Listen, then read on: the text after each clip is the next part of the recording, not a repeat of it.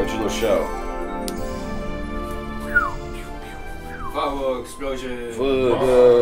Filmed in front of a live studio audience. Once again. Yeah. Alright. Okay, Muramasa, the Demon Blade, old Wii game. Sean, go. So this is a title that's quite overlooked.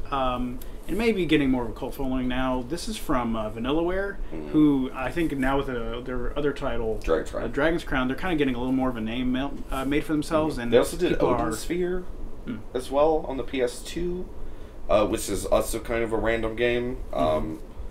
But I think this title is helping people go back and say, hey, what did Dragon Crown do before? Right. It also got a Vita release recently-ish. I don't recall when. Yeah. So it's mildly timely to talk about this game. But like with Dragon's Crown, you come back, see what Vanillaware did, and this is where they kind of come up from there. This game was one of the very few Wii titles where it's kind of like, like a hidden gem made by an indie developer that like was just, whoa, where did this come from? This game, I mean, I was just saying now, start out now. This game looks gorgeous. This is probably the best looking Wii game not made by Nintendo. I'm gonna say it's the best looking Wii game in even better than Galaxy. Yeah, I think it looks better than Galaxy. It's something about the Vanillaware thing kind of hits me in my. And the art design is great art design. It looks fantastic. It might be one of the better looking games of the gen, just in general. I think it really kind of like goes beyond the Wii's limitations. Did it not have giant boobs, or did it have... It was that's another thing, like the art direction. It's a little more actually, because it's a Japanese style game, it's a lot closer to a more medieval Japanese style. Yeah, it's not so much as apparent as in the kind of weird sexist stuff of Dragon's Crown isn't really here. Yeah. But there are some giant boobies occasionally. There's one character in particular, it's the fox lady, but it's not distracting. It's much more subdued, I think, in this one than in Dragon's Crown. So that is a good point. It's not like distracting in any way. And this is why we talk about this, is because this is essentially the only reason you would ever play this game is the art. Because you're basically buying this as an art book. Yes, basically is what it's doing.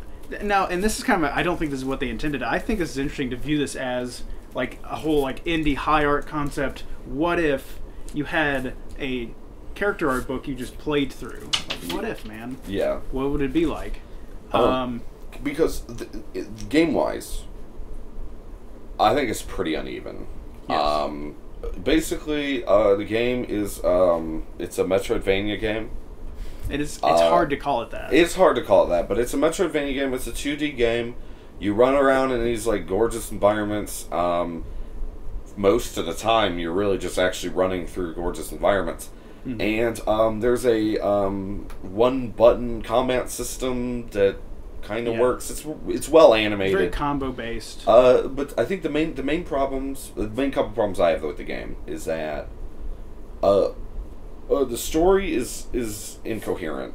Yes, it is. I can't figure out. And like, because what'll happen is the way they tell you the story is they'll say, okay, go here. Then you go there to the place. You walk for 5 hours across these sweeping vistas. You fight random waves of enemies. You fight random waves of enemies along the way. Nothing to really do with the story. I don't know why they're fighting you. You get to the boss. You kill the boss. The boss looks amazing. And then you have like just a screen of NPCs to talk to. Yes. Then they talk to you, and you'll basically get a general sense of where you're supposed to go next. And then you'll just go there, fight boss, talk to NPCs.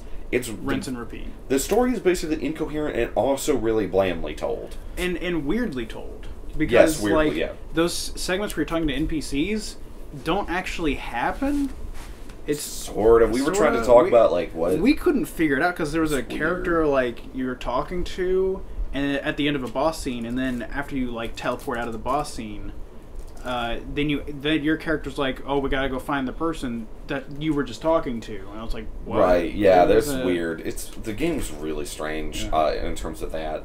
The combat is interesting and flashy, but it's very repetitive. Yeah, it's nowhere near long interesting enough to carry it the whole way. Yeah, because what happens in say a Metroid game is you'll start out as you or whatever, you can shoot stuff, basic abilities, and then you'll get the ability to shoot missiles, and you'll be like, okay, well this opens up doors that require that missiles, but you can also use it to do other stuff and blow up walls, whatever.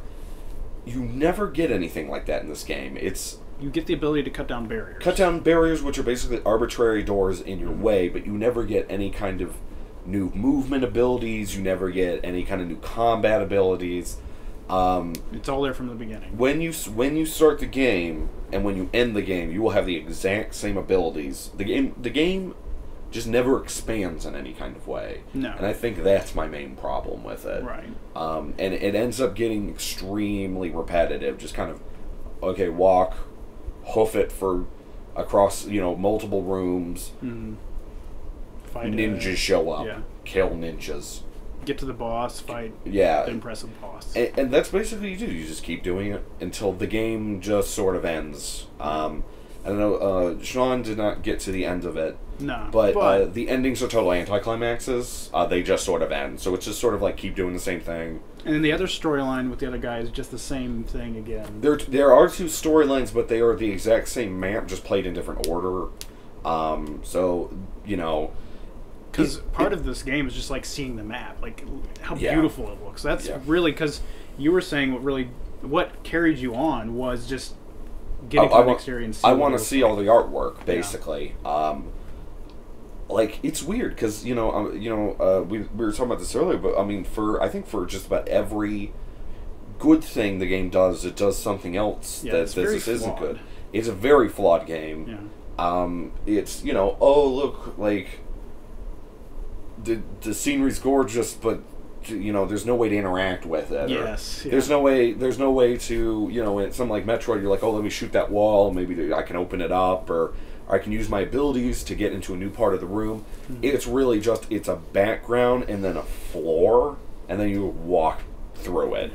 So they're not interesting to traverse in any kind of way. The combat's really well animated, but it's skill based and it's kind of neat, but it gets repetitive. Yeah. I don't know. The pacing's pretty weird because after you face a boss, you have to walk backwards the whole length of where you just walked forwards. Oh, right. Yeah. This is why on top of it, I called it a Japanese life simulator, medieval Japanese life simulator, because you didn't have cars or anything, so there's no like fast travel. So you just walk everywhere. Yeah. So once you get to your destination, do what you have to do. You had to like walk all the way back to the other city. Yeah. Which takes forever.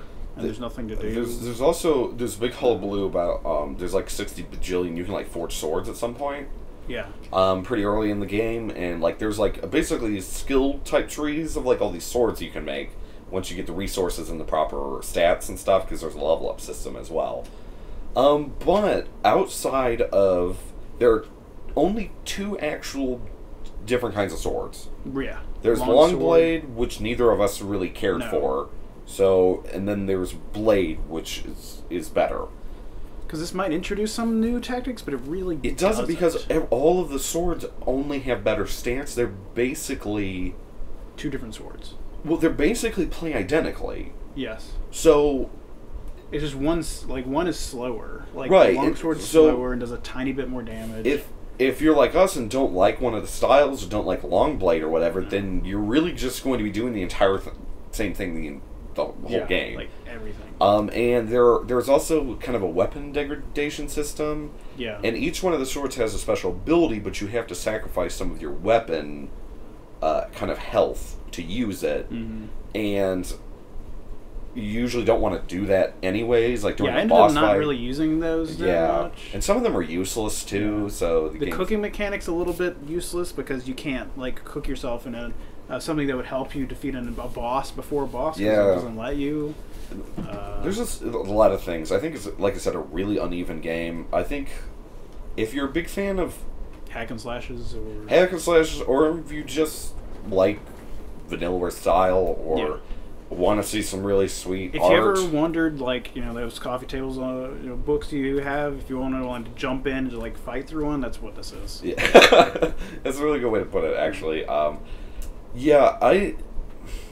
This game had me really torn, because I liked a lot of things about it. I didn't like a lot of things about it. I felt strangely compelled to at least play through one of the stories. I feel like I might continue on, but yeah. I guess how much worth did you get out of it? What would you have paid? What was it? Because we both got it for cheap. We did, yeah. Okay, I feel like it's a pretty flawed game, but there is a fair amount of content. Each one, there's 2 stories I would say will each take you about 6-ish hours to complete. If you don't do it, a few optional things. yeah, so it's about 12 hours of content. If you can stomach it all, I'd pay $30 for it. I think I can't really remember, but I think this came out for $50 as an actual Wii title. But this, I don't see it being worth that much, and I didn't pay that much. I paid $20 for it, honestly, because unless you're like super big hack and slash fan, I don't think I would pay more than $20 for it myself. I don't think it's worth more than that, unless you really like this sort of game. Because I would probably play through one playthrough if I make it through that, and I just will not bother with the other ones. That's half the content for me. Yeah, me too. So, like I said, yeah, 30. Yeah, for me. So, but I don't know. That's the end. It's good. Bye. Bye.